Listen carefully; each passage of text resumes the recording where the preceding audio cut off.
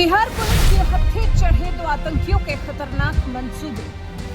भारत को इस्लामिक राष्ट्र बनाने की कोशिशों में लगे थे। मिशन इस्लाम 2047 का क्या हो सकता है अंजाम? देश को नुकसान पहुंचाने के मंसूबे रखने वालों पर देश भर की पुलिस की पैनी नजर रहती है। जो कोई भी देश का माहौल बिगाड़ने की कोशिश करता दिखता है, उसको लेकर पुलिस और सुरक्षा एजेंसियां ज्यादा अलर्ट मोड में रहती हैं, क्योंकि शायद समझौता हर बात से किया जा सकता है, लेकिन देश की सुरक्षा से नहीं। देश की सुरक्षा को लेकर लापरवाही हमारे देश में बर्दाश्त नहीं की जाती। उसके लिए तो फिर सब साथ होते हैं, सभी राज्य, सभी राज्यों की पुलिस एक साथ। अब बिहार पुलिस ने ही जैसे दो संदिग्धों को पकड़ा है, जो कि सिर्फ संदिग्ध नहीं है, बल्कि देश विरोधी गतिविधियों में शामिल आतंकी हैं, जो एक बेहद ही खौफनाक मिशन के लिए काम कर रहे थे। मिशन भारत को इस्लाम राष्ट्र में बदलने का। जी हाँ, ये आतंकी एक समुदाय विशेष के लोगों को इसके लिए बकायदा ट्रेन कर रहे थे। पटना के एसपी मनीष कुमार ने मीडिया से बात करते हुए दोनों पकड़े गए आतंकियों की जानकारी दी है। उनका कहना है कि पकड़े गए दोनों आतंकवादियों के नाम मोहम्मद जलालुद्दीन और अतहर परवेज है। मोहम्मद जलालुद्दीन झारखंड पुलिस से रिटायर है और अतहर परवेज आतंकी संगठन सिमी का सदस्य था। इस संगठन पर बैन लगने के बाद वो पीएफआई से जुड़ गया था और आतंकवादी उनकी राजनीतिक विंग एसडीपीआई के लिए काम करता है।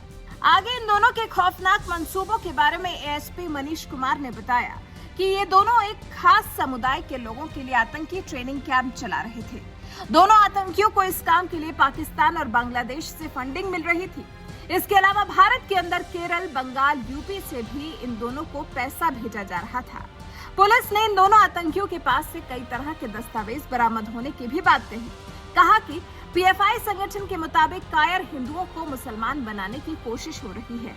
अगर देश के 10% मुसलमान उसके साथ हो जाए तो वो हिंदुओं को अपने घुटने पर ला सकता है और भारत में इस्लामी शासन स्थापित हो सकता है। इसमें इस्लामिक देश भी मदद करेंगे। इसी से जुड़ा हुआ है मिशन इस्लाम 2047 का नाम। कहां से आया मिशन इस्लाम 2047 का नाम? बिहार पुलिस ने पटना के फुलवरी शरीफ में छापेमारी की और देश विरोधी साजिश का भंडाफोड़ किया। पुलिस ने नया टोला में चलाए जा रहे कार्यालय में छापेमारी कर दो संदिग्धों को पकड़ा है। यहां से पुलिस को कई आपत्तिजनक सामान बरामद हुए हैं। पुलिस को तलाशी के दौरान पीएफआई के मिशन 2047 के बारे में भी पता चला है। एएसपी मनीष कुमार ने बताया कि खुफिया जानकारी के आधार पर की गई छापेमारी के बाद कई दस्तावेज, झंडा, पैम्फलेट, बुकलेट बरामद हुए हैं, जो मिशन से जुड़ा हुआ है। ये दस्तावेज 2047 तक भारत को इस्लामिक राष्ट्र बनाने से जुड़े हुए हैं। मिशन इस्लाम 2047 का क्या है मकसद? प्रतिबंधित संगठनों ने भारत को ध्यान में रखकर मिशन इस्लाम 2047 तैयार किया है। इसका मुख्य मकसद 2047 तक भारत को मुस्लिम राष्ट्र बनाना है। मिशन को सफल बनाने के लिए कई स्तर की प्लानिंग की गई है। उदाहरण के तौर पर देश के अलग अलग कोने से ऐसे लोगों का चयन करना जो इस तरह की सोच को सपोर्ट करते हों।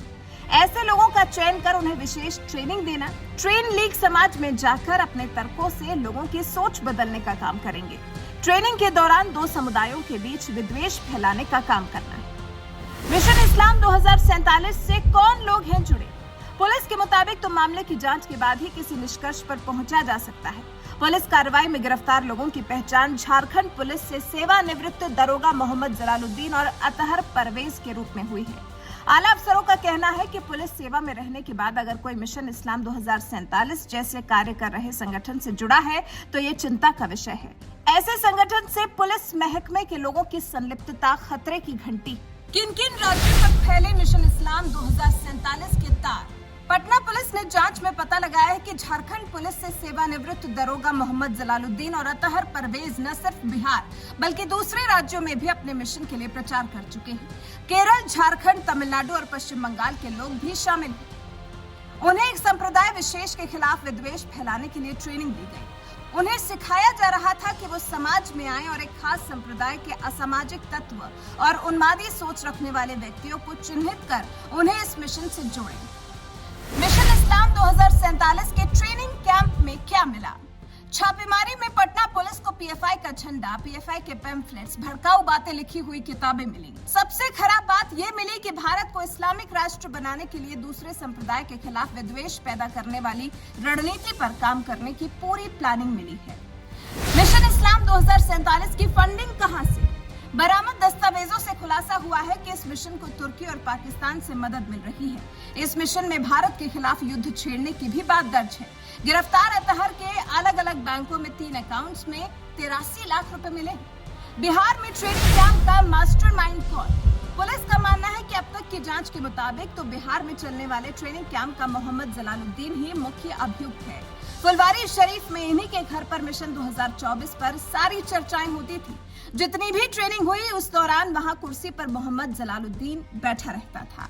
अब इतनी जानकारी से इतना जरूर साफ हो गया है कि देश में चोरी छिपे किस तरह से कैसे एक मिशन को अंजाम देने की कोशिश की जा रही है, किस तरह से मिशन इस्लाम 2047 की कलई खुल गई है। वैसे आप एक समुदाय विशेष की इस तरह से खुली कलई को लेकर क्या कुछ कहना चाहेंगे? मिशन इस्लाम 2047 पर आपके क्या विचार हैं? कमेंट कर हमें जरूर बताएं।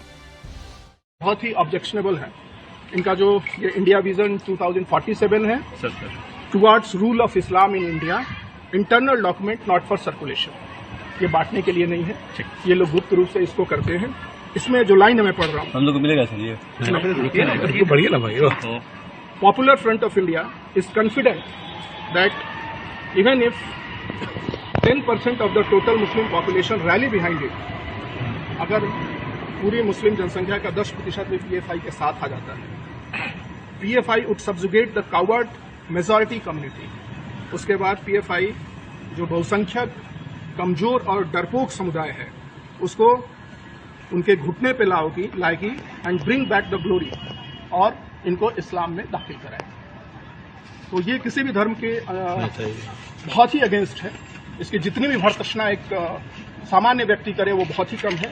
अगेन जो दूसरे देशों से इन्होंने मदद मांगी है, in the scenario of full fledged showdown with the state, इसका मतलब होता है राज्य के विरुद्ध पूरी तरह से लड़ाई के समय, apart from relying on our trained PE cadres, हम अपने पीई कैडर्स के अतिरिक्त we would need help from friendly Islamic countries. हम इस्लामिक कंट्रियों से मदद चाहते हैं। In the last few years PFI has developed friendly relationship with Turkey, a flag bearer of Islam. पिछले कुछ सालों में टर्की से PFI ने रिश्ता बनाया है। तो ये इसके अलावा पूरे 8 पन्ने का ये डॉक्यूमेंट